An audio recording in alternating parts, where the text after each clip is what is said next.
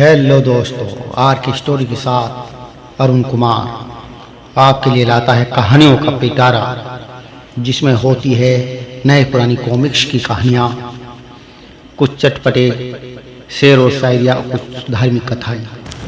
आप श्रवण कर रहे हैं धार्मिक कथाओं में शिव महापुराण खंड 2 अध्याय 7। अध्याय 7 में संध्या की आत्माहुति का वर्णन किया गया है। तो आइए सुनते हैं संध्या की आत्माहुति। ब्रह्मा जी कहते हैं, नारद, जब भगवान शिव देवी संध्या को वरदान देकर वहां से अंतर्ध्यान हो गए, तब संध्या उस स्थान पर गई जहां पर मुनि मेधातिथि यज्ञ कर रहे थे। उन्होंने अपने हृदय से तेजस्वी ब्रह्मचारी वशिष्ठ जी का स्मरण किया तथा उन्हीं को पति रूप में पाने की इच्छा लेकर संध्या महायज्ञ की प्रज्वलित अग्नि में कूद गई। अग्नि में उसका शरीर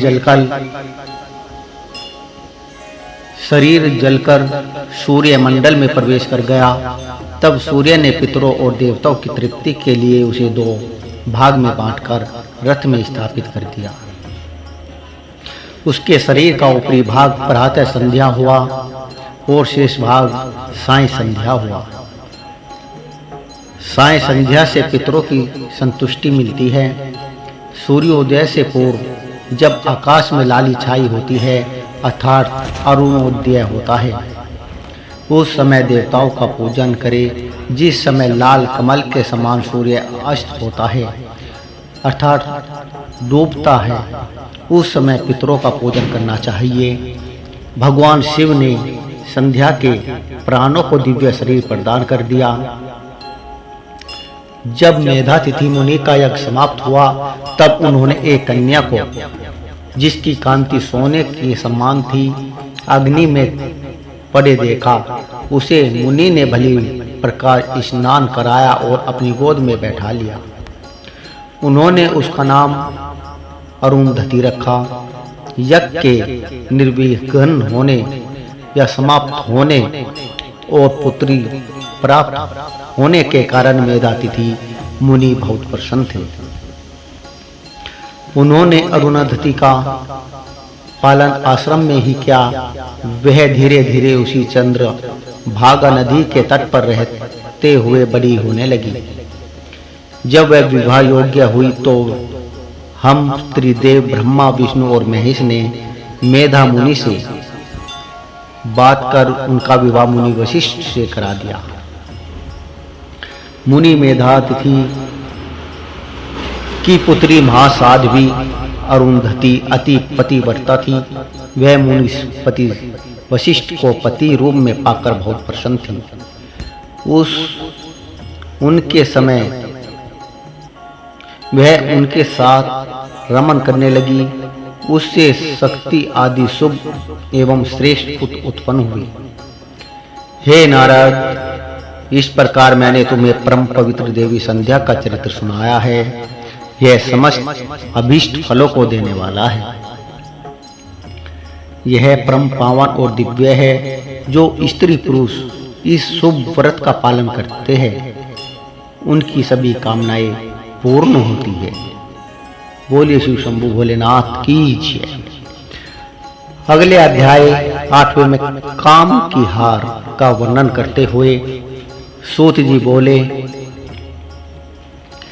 हे ऋषियों, जब इस प्रकार प्रजापति ब्रह्मा जी ने कहा, तब उनके वचनों को सुनकर नारद जी आनंदित होकर बोले, हे ब्राह्मण, मैं आपको धन्यवाद देता हूं कि आपने इस दिव्य कथा को मुझे सुनाया है।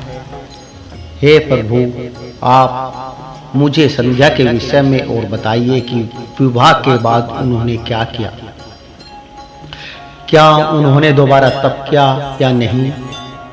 सूत जी बोले, इस प्रकार नारद जी ने ब्रह्मा जी से पूछा। उन्होंने यह भी पूछा कि जब कामदेव रति के साथ विवाह करके वहां से चले गए और दक्ष आदि सभी मुनि वहां से चले गए, संध्या भी तपस्या के लिए वहां से चली गई, तब वहां पर क्या हुआ? ब्रह्मा जी बोले, हे श्रेष्ठ नारद, तुम भगवान शिव के परम भक्त हो, तुम उनकी लीला को अच्छी प्रकार जानते हो। पूर्व काल में जब मैं मोह में फंस गया था, तब भगवान शिव ने मेरा मजाक उड़ाया, तब मुझे बड़ा दुख हुआ। मैं भगवान शिव से ईर्ष्या करने लगा। मैं दक्ष मुनि के यहाँ गया, तभी रति और कामदेव भी वहीं थे। मैंने उन्हें बताया कि शिवजी ने इस प्रकार मेरा मजाक उड़ाया था। मैंने पुत्रों से कहा कि तुम ऐसा प्रयत्न करो जिससे महादेव शिव किसी कामनीय कांति वाली स्त्री से विवाह कर ले। मैंने प्रभु शिव को मोहित करने के लिए कामदेव और रति को तैयार किया। कामदेव ने मेरी आज्ञा को मान लिया। कामदेव बोले, हे ब्रह्मा जी, मेरे अस्त्र तो सुंदर स्त्री ही है, अतः आप भगवान शिव के लिए किसी परम सुंदरी की सृष्टि कीजिए। यह सुनकर मैं चिंता में पड़ गया। मेरी तेज सांसों से पुष्पों से सजे बसंत का आरंभ हुआ। बसंत और मल्यानल ने कामदेव की सहायता की। इनके साथ कामदेव ने शिवजी को मोहने की चेष्टा की, पर फल नहीं हुए, वे उसमें सफल नहीं हुए। मैंने मारुत गणों के साथ पुनः उन्हें शिवजी के पास भेजा। बहुत प्रयत्न करने पर भी वे सफल नहीं हो पाए।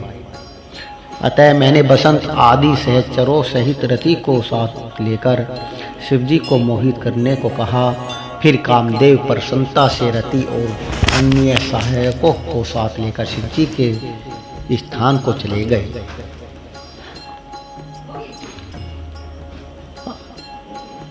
ब्रह्मा का शिव विवाह हेतु प्रयत्न अध्याय 9 में क्या गया है। ब्रह्मा जी बोले, काम ने प्राणियों को मोहित करने वाला अपना प्रभाव फैलाया। बसंत ने उसका पूरा सहयोग किया। रति के साथ कामदेव ने शिवजी को मोहित करने के लिए अनेक प्रकार के यत्न किए। इसके फलस्वरूप सभी जीव और प्राणी मोहित हो गए। जड़ चेतन समस्त सृष्टि काम के वश में होकर अपनी मर्यादाओं को भूल गई। संयम का व्रत पालन करने वाले ऋषि मुनि अपने कृत्यों पर पश्चाताप करते हुए आश्चर्यचकित थे कि उन्होंने कैसे अपने व्रत को तोड़ दिया, परंतु भगवान शिव पर उनका वश नहीं चल सका। कामदेव के सभी प्रयत्न व्यर्थ हो गए। तब कामदेव निराश हो गए और मेरे पास आए और मुझे प्रणाम करके बोले, हे भगवान, मैं इतना शक्तिशाली नहीं हूँ जो शिवजी को मोह सकूं। यह बात सुनकर मैं चिंता में डूब गया। उसी समय मेरे सांस लेने से बहुत से भयंकर गण प्रकट हो गए, जो अनेक वाद मंत्रों को जोर जोर से बजाने लगे और मारो मारो की आवाज करने लगे। ऐसी अवस्था देखकर कामदेव ने उनके विषय में मुझसे प्रश्न किया। तब मैंने उन गणों को मार नाम प्रदान कर उन्हें कामदेव को सौंप दिया और बताया कि ये सदा तुम्हारे वश में रहेंगे, तुम्हारी सहायता के लिए ही इनका जन्म हुआ है। यह सुनकर रति और कामदेव बहुत प्रसन्न हुए। काम ने कहा, प्रभु, मैं आपकी आज्ञा के अनुसार पुनः शिवजी को मोहित करने के लिए जाऊंगा, परंतु मुझे यह लगता है कि मैं उन्हें मोहने में सफल नहीं हो पाऊंगा। साथ ही मुझे इस बात का भी डर है कि कहीं वे आपके शाप के अनुसार मुझे भस्म न कर दे।